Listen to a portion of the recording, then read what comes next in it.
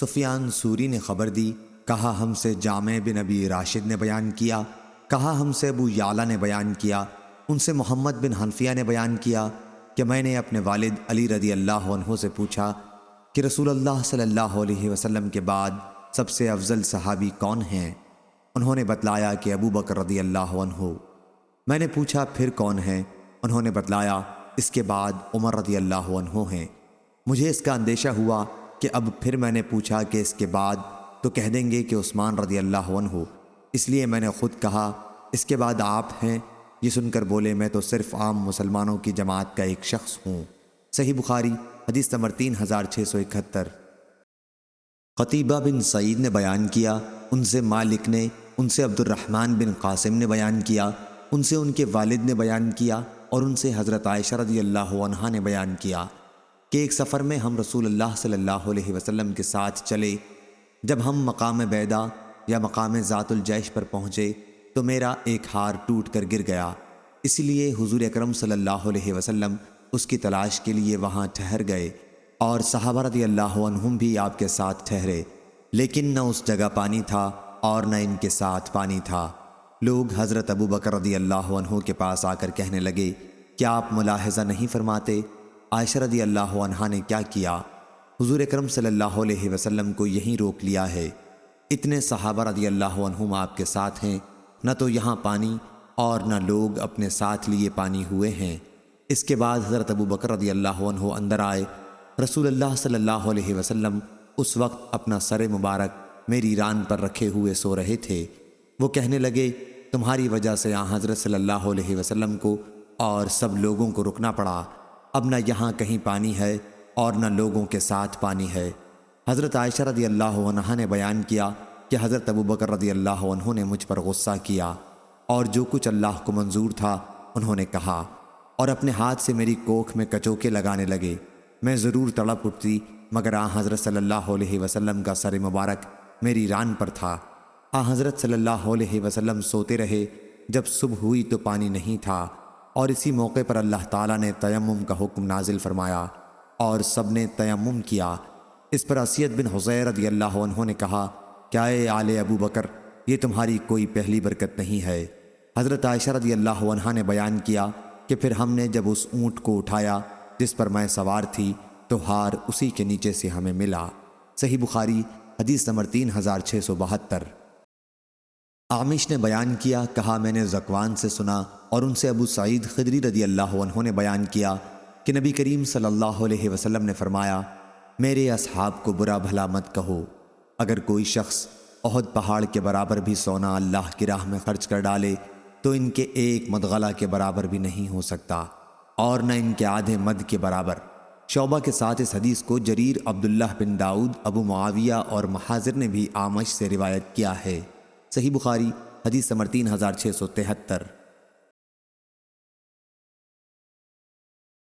یحییٰ بن حسان نے بیان کیا، کہا ہم سے سلیمان نے بیان کیا، ان سے شریک بن ابی نمر نے، ان سے سعید بن مسیب نے بیان کیا، کہا مجھ کو ابو موسیٰ اشعری رضی اللہ عنہ نے خبر دی کہ انہوں نے ایک دن اپنے گھر میں وضو کیا اور اس ارادے سے نکلے کہ آج دن بھر رسول اللہ صلی اللہ علیہ وسلم کا ساتھ نہ چھوڑوں گا۔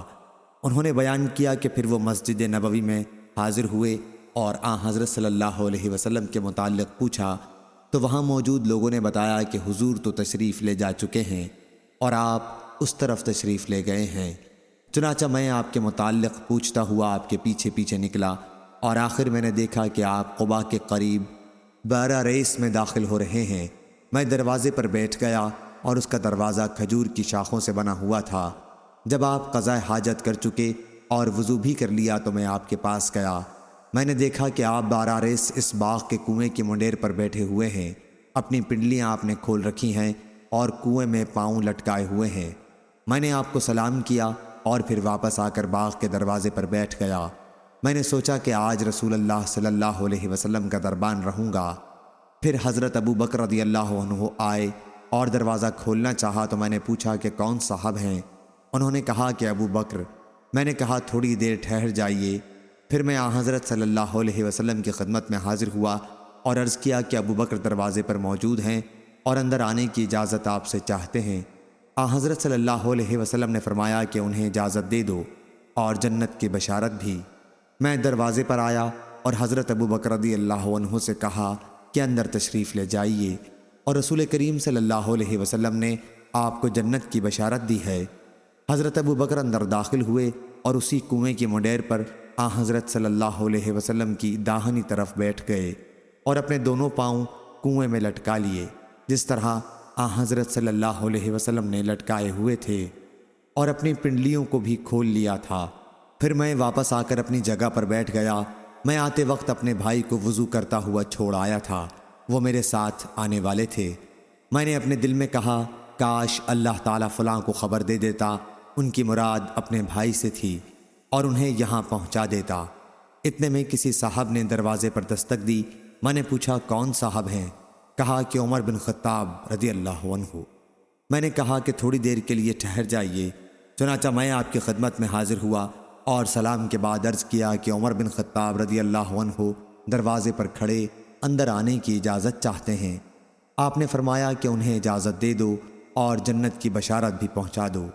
میں واپس آیا اور کہا کہ اندر تشریف لے جائیے، اور آپ کو رسول اللہ صلی اللہ علیہ وسلم نے جنت کی بشارت دی ہے۔ وہ بھی داخل ہوئے اور آپ کے ساتھ اسی منڈیر پر بائیں طرف بیٹھ گئے اور اپنے پاؤں کنویں میں لٹکا لیے۔